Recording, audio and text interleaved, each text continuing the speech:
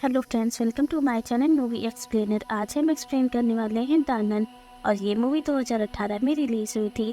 Movie की starting में हमें रोमानिया शहर दिखाया जाता है और उसका टाइमलाइन 1952 होता है। वहीं पे हमें एक चर्च को दिखाते हैं जिसमें अब दो नन होती हैं और वो दोनों नन एक कैबिन गेट की तरफ जा रही होती हैं। जब वो लोग जा रही होती है उसी समय उनके साइड वॉल पे कुछ क्रॉस के निशान बने हुए थे और वो क्रॉस इस चीज को रिप्रेजेंट करते हैं कि इसे किसी शैतान को रोकने के लिए वो लगाए गए हैं। और वहीं डोर पर लिखा होता है पेरिडिक्टिव। इसका मतलब ये होता है कि ईश्वर का साथ यहीं तक। अब उन्हीं में से एक नन जिसके हाथ में एक चाबी होती है और वो उस चाबी को लेकर के उस रूम के अंदर जाती है। रूम के अंदर जाने से पहले वो अब बाहर खड़ी हुई नन से कहती है कि गॉड पे भरोसा रखो और फिर वो नन रूम के अंदर चली जाती है। जिसके बाद अब बाहर जो नन खड़ी होती है वो अब गॉड से प्रेयर कर रही होती है। उसी समय हम देखते हैं कि अब उसी रूम से किसी के तेजी से चिल्लाने की आवाज आती है और ये चीज देख करके बाहर खड़ी हुई नन काफी ज्यादा डर जाती है। फिर उसी की थोड़ी देर बाद जो अंदर नन गई होती है वो बाहर आती है और उसके पूरे शरीर पे खून लगा होता है। वो अब दूसरी नन को चाबी देती है और उसे कहती है कि तुम्हें पता है कि क्या करना है। उसके हाथों नहीं आना है क्योंकि उसे इस दुनिया में आने के लिए एक जिंदगी चाहिए। उसी समय हम देखते हैं कि एक इनविजिबल शक्तियाँ जो अब उस नन को वापस से उसी रूम के अंदर घसीट ले जाती हैं। वहीं जो बाहर खड़ी हुई नन होती है वो अभी सीधी काफी ज्यादा डर जाती है और वो उस चाबी को लेकर के यहाँ से भाग जाती है। उस नन को ऐसा लग रहा था कि उसने बहुत बड़ी गलती की है, इसी वजह से वो अब गॉड से माफी मांगती है और फिर वो सुसाइड कर लेती है। नन के सुसाइड करने के बाद हमें एक साया दिखाया जाता है जो पूरा नन की तरह ही लग रही होती है। उसके बाद हमें नेक्स्ट डे दिखाते हैं जहाँ पे हमें एक लड़का दिखाया जाता है और उसका नाम फ्रेंची होता है। फ्रेंची जो इन सभी नन्स को खाने पीने की सामान यानी कि फूड डिलीवर करता है। फ्रेंची वहीं पे नन की डेड बॉडी को देखता है जो वो डेड बॉडी उसी नन की होती है जिसने सुसाइड किया होता है। उसकी डेड बॉडी को अब काफी सारे कौवे नोच नोच के खा रहे थे। ये चीज़ देख करके फ्रेंची काफी ज्यादा डर जाता है। उसके बाद हमें अब वेक्यूम सिटी को दिखाया जाता है। वहाँ पे हमें फादर बर्ग को दिखाया जाता है। फादर बर्ग जो दूसरे फादर से बात कर रहे होते हैं, वहीं जो दूसरे फादर्स होते हैं वो अब फादर बर्ग को बताते हैं कि रोमानिया में एक नन ने सुसाइड कर लिया हो और इस केस को इन्वेस्टिगेट करने के लिए हमें वहाँ पे जाना होगा। और इसी इन्वेस्टिगेशन में उन्हें अब सिस्टर इरीन को भी शामिल करना पड़ता है। सिस्टर इरीन ने अभी तक नन होने की ओथ नहीं ली थी और अब फादर बर्ग और सिस्टर इरीन दोनों रोमानिया के लिए निकल जाते हैं और वो रोमानिया जाने के बाद वो अब फूड डिलीवर फ्रेंची से मिलते हैं। फ्रेंची जो अब फादर बर्ग और सिस्टर इरीन को बताता है कि गांव के लोग तो नन के हाउस में जाने से भी डरते हैं। यहाँ तक मैं खुद 3 महीने के बाद नन हाउस में जाता हूँ और वहाँ पे राशेफारी दे करके वापस आ जाता हूँ। अब फादर बर्ग और सिस्टर इरीन फ्रेंची को दोबारा से नन हाउस में जाने के लिए कहते हैं, लेकिन फ्रेंची जो अब इन लोगों को मना कर देता है वहाँ जाने के लिए। लेकिन फादर बर्ग और सिस्टर इरीन की काफ़ी कहने के बाद से फ्रेंची रेडी हो जाता है दोबारा से नन हाउस में जाने के लिए और वो अब इन लोगों के साथ नन हाउस में जाता है। सबसे पहले तो फ्रेंची इन लोगों को आइस रूम में लेके जाता है जहाँ पे उसने वो नन की डेड बॉडी को रखा होता है। और जब ये लोग अब उस आइस रूम में जाते हैं वहाँ जाकर के फ्रेंची काफ़ी ज़्यादा डर जाता है और वो इन लोगों से बताता है कि जब मैंने नन की डेड बॉडी को इस रूम में लाया था तो मैंने इसे ऐसे ही फेंक दिया था, लेकिन अभी ये तो सिटिंग पोजीशन में है।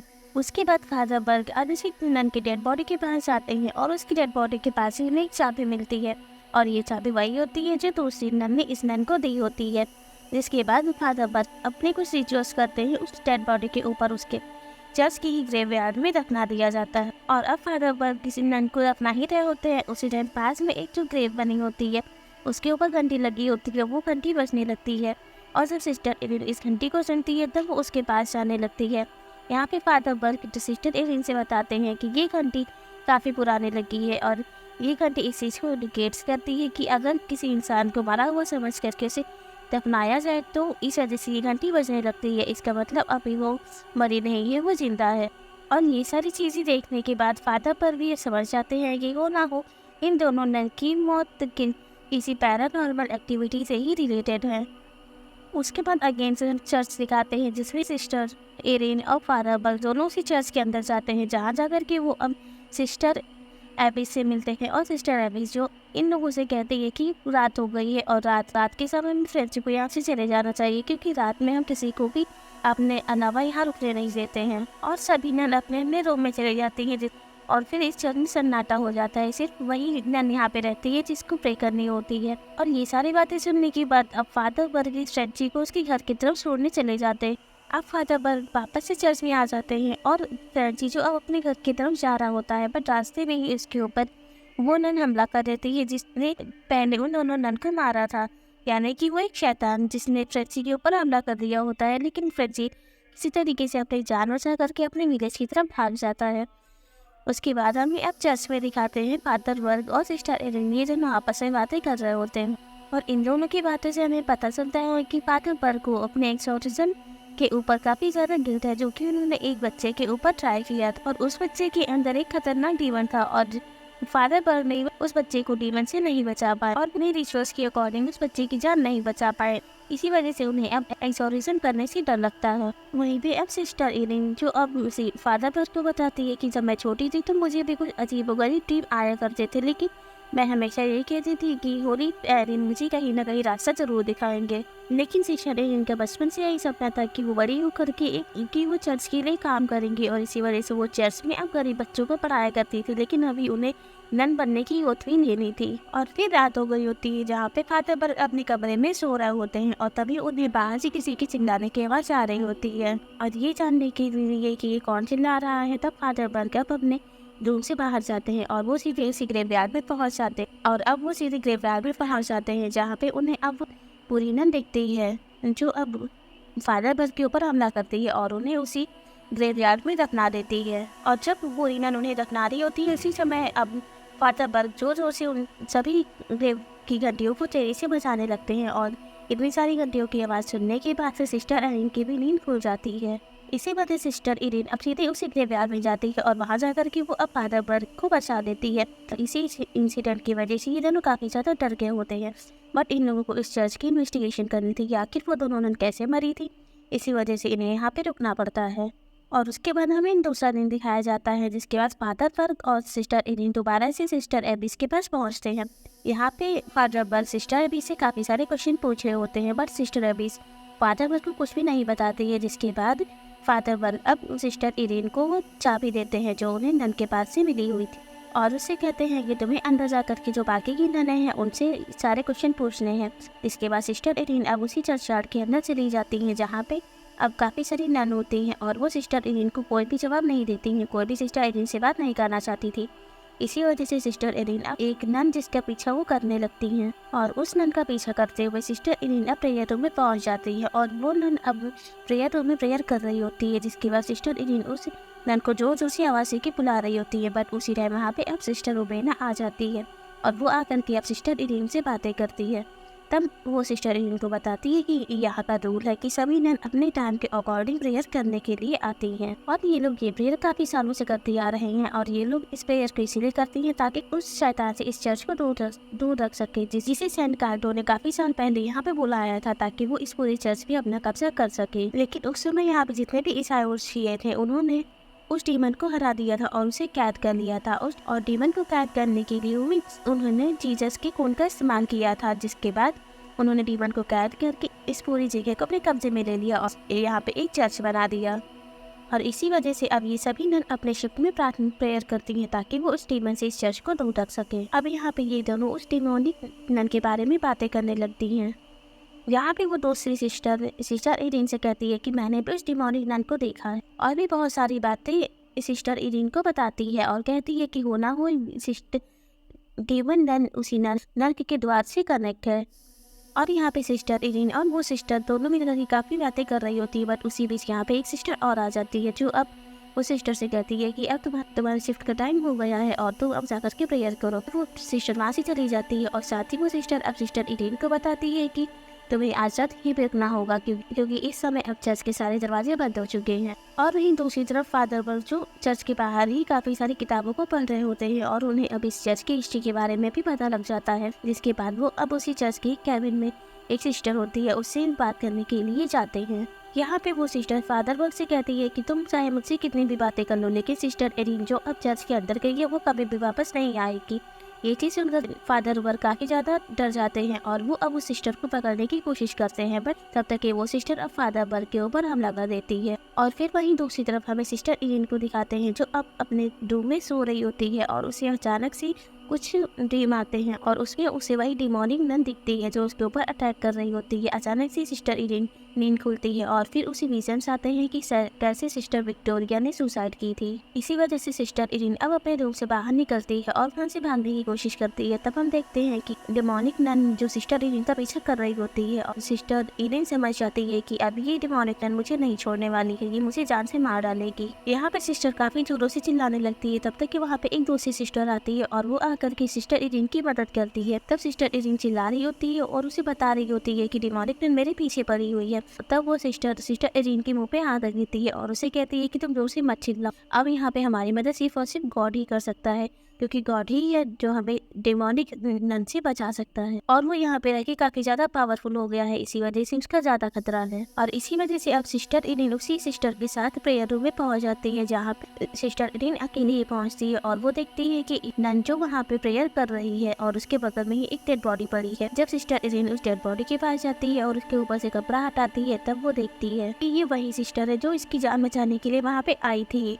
और अब उसकी मौत हो गई है और उसी सिस्टर की आत्मा ने मेरी जान बचाई है, मुझे प्रेयर रूम में लाया है। वहीं दूसरी तरफ हम फादर बर्ग को देख पाते हैं जिनके ऊपर अब एक डेमोनिक नन ने हमला कर दिया होता है और डेमोनिक नन उसी रूम में थी जो फादर बर्ग का सबसे बड़ा डर था, यानी कि वो एक छोटा बच्चा डैनियल जिसका एक्सोर्सिज्म फादर बर्ग ने किया था लेकिन उसकी मौत हो गई। और अब वो डीमन फादर बर्ग के ऊपर हमला करने लगता है, जिससे फादर बर्ग अब बचते हुए चर्च के अंदर ही भागने लगते हैं। वहीं दूसरी तरफ हमें सिस्टर इरीन को दिखाते हैं जो अब काफी सारी नन के साथ प्रेयर करने जा रही होती है। तब वहाँ पे एक सिस्टर जो सिस्टर इरीन से कहती है कि तुम्हें प्रेयर करते समय अपना पूरा होली मैरी की इंफिनिटी रखना है। उसके बाद हम देखते हैं कि सिस्टर इरीन अब उनके साथ प्रार्थना करने लगती है और उसी समय वहाँ पे अब डीमन नन आ जाती है। वो अब इन सभी नन के ऊपर हमला कर देती है, लेकिन वो डीमन नन सिस्टर इरीन का कुछ भी नहीं कर पाती है क्योंकि सिस्टर इरीन अपने पूरे मन से प्रार्थना कर रही होती है। उसी समय हम देखते हैं कि होली मैरी की आंखों से अब खून बहने लगता है और ये चीज़ देख करके सारी नन काफ़ी ज़्यादा डर जाती हैं। तब तक कि वहाँ पे अब डिमोनिक नन आती है और वो इन सभी नन के ऊपर अगेन से हमला करती है। वहीं दूसरी तरफ हम फादर बर्ग को देख पाते हैं जो अब भागते हुए किसी चर्च के स्टोर रूम में पहुँच जाते हैं और वहाँ जाके वो देखते हैं कि उसी स्टोर रूम में एक नन की बॉडी पड़ी हुई है। अब वहाँ पे अगेन की डिमोनिक नन आ जाती है और वो फादर बर्ग के ऊपर हमला करती है। तब तक कि वहाँ पे फ्रेंची आ जाता है और वो डिमोनिक नन का ध्यान भटका करके उसे यहाँ से भगा देता है। तब तक कि फादर बर्ग भी उस डेड बॉडी को यहाँ से हटा देते हैं। और फिर हम वहाँ पे सिस्टर इरीन को देख पाते हैं जो अभी भी पूरे नन से प्रेयर कर रही होती है। अब सिस्टर इरीन के पास कोई भी नन नहीं होती है, वो सभी मर गई होती है। तब वहाँ पे डिमोनिक नन आकर सिस्टर इरीन के कंधे पे एक निशान बना देती है और एक शैतानी निशान बना देती है और वो निशान एक स्टार की तरह होता है।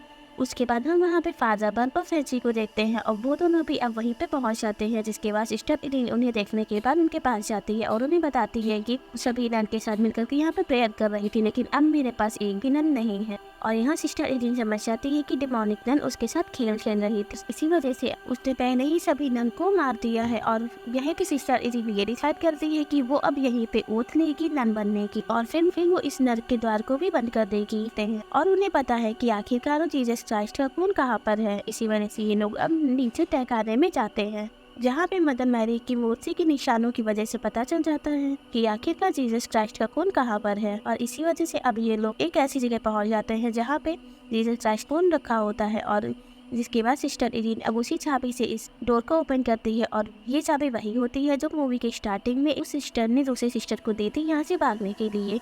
उसी चाबी की मदद से वो सिस्टर इरीन अब इस डोर को ओपन करती है और अब हम देखते हैं कि सिस्टर इरीन ने ओथ ले ली होती है नन बनने की और यहाँ पे अब वो एक नन बन गई होती है, जिसके बाद अब ये लोग सीधे उसी डोर के पास पहुंचते हैं जिस डोर को हमने मूवी के स्टार्टिंग में देखा था, जिसके ऊपर लिखा था प्लेटिंग ड्यू। और यहाँ पे फादर बर्ग सिस्टर इरीन को अब जीसस क्राइस्ट का खून देते हैं और वो एक शीशी के अंदर बंद था, जिसके बाद ये लोग अब अलग अलग डायरेक्शन में चले जाते हैं। फिर हम देखते हैं कि वही डिमोनिक नन जो अगेन से सिस्टर इरीन के ऊपर हमला कर देती है और इसके बाद सिस्टर इरीन जोर जोर से चिल्लाने लगती है और सिस्टर इरीन की आवाज़ सुनकर के फादर बर्ग और फ्रेंची सिस्टर इरीन के पास आने की कोशिश करते हैं। और यहाँ में पता चलता है कि ये लोग अब जो अलग अलग डायरेक्शन में गए होते हैं, ये लोग इसी वजह से गए होते हैं ताकि ये लोग नर के दरवाजे को ढूंढ सके। फिर यहाँ पे हम सिस्टर एलिन को देखते हैं जो अब भागते हुए में चली जाती है, जहाँ पे वो देखती है कि वहाँ पे वही निशान बना होता है जो डेमोनिक नन ने इनके कंधे पे बनाया होता है। और वो अब उस निशान के पास जाने की कोशिश करती है। तब हम देखते हैं कि काफ़ी सारी नन जो अब सिस्टर एलिन के ऊपर हमला कर देती हैं और वो सभी अपना फेस ढक रखी होती हैं। ये सभी से डेमोनिक नन के द्वारा प्रोसेस्ड की गई होती हैं। यहाँ पे फ्रेंसी को देखते हैं, वो भी अब सिस्टर एलिन की आवाज़ सुनकर के इसी के पहुँच जाता है, बट लेकिन फ्रेंसी के यहाँ पहुँचने पे बहुत देर हो गई होती है। तब तक कि डेमोनिक नन ने सिस्टर एलिन को अपना निशाना बना लिया, अपने अकॉर्डिंग प्रोजेक्ट कर लिया होता है और वो उसी स्टार वाले निशान के बीच में सिस्टर एलिन को लटका देती है। यहाँ पे फ्रेंसी अब सिस्टर एलिन को जगाने की कोशिश करता है और तब लेकिन वहीं पे अब सिस्टर एलिन जब वो अपनी आंखें खोलती है तो वो फ्रेंसी के ऊपर ही काफ़ी जोर से चिल्लाती है और उसके ऊपर हमला करने और उसे मारने जा रही होती है। बट यही फ्रेंसी अपना दिमाग लगाता है और सिस्टर एलिन के गले में जो जीसस क्राइस्ट का खून लटका होता है वो उसे निकाल कर सिस्टर एलिन के फेस पे डालता है और इसी वजह से अब सिस्टर एलिन अपने होश में आ जाती है और सिस्टर एलिन के अंदर से वो डेमोनिक नन की आत्मा बाहर निकल जाती है। इसके बाद वो अब अगेन से इन दोनों के ऊपर हमला करती है।